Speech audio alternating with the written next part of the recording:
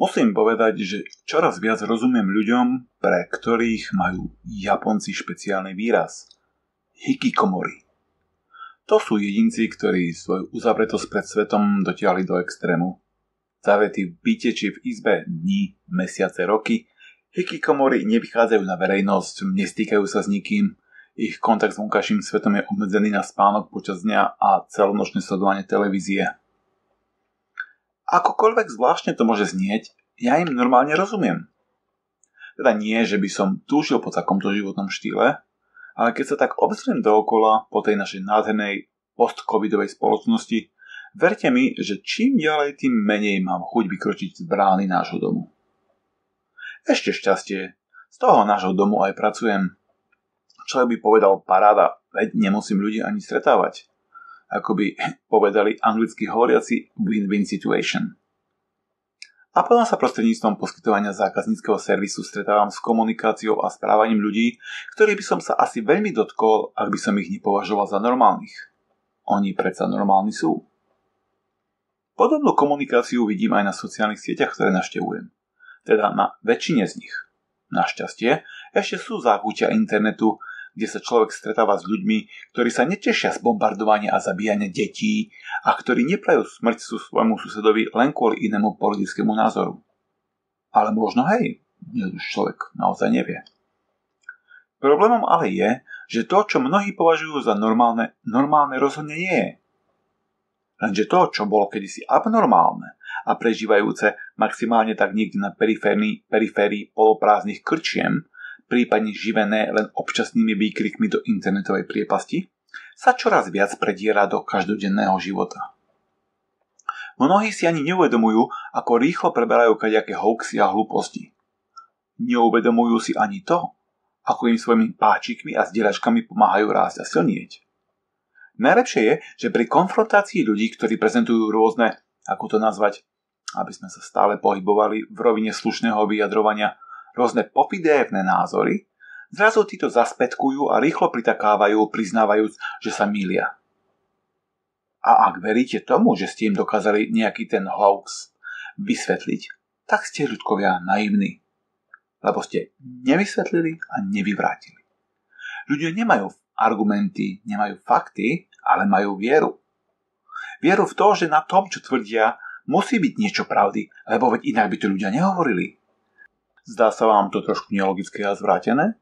Zdá sa vám dobre. Ale ľudia takto naozaj uvažujú. Prevažne staršia generácia ešte stále žije vo svojom presvedčení. Ak je to v televízii a dnes aj na internete, tak je to pravda. A ak nie, ani to nevysvetlíte. Ak však chceme viniť z abnormálnosti len staršiu generáciu, tak radšej brzdíme. Viete, na Instagrame sledujem jeden zábavný profil. Neviem, kto je jeho tvorcom, ale daný človečík vezme nejaké krátke video, či už s nejakým politikom, spoločenskou osobou, športovcom, účastníkmi reality show a podobne a pomocou umelej inteligencie ich dabuje šialenými hláškami týkajúcimi sa gamblingu. Samozrejme, všetko s autentickými hlasmi dotyčných. Dnes už nič zvláštne, deepfake videá sú bežnou realitou. Tieto spomínané sú neskutočne zábavné a absurdné, niektoré dokáže pozerať opakovane a fakt pri nich plačne od smiechu.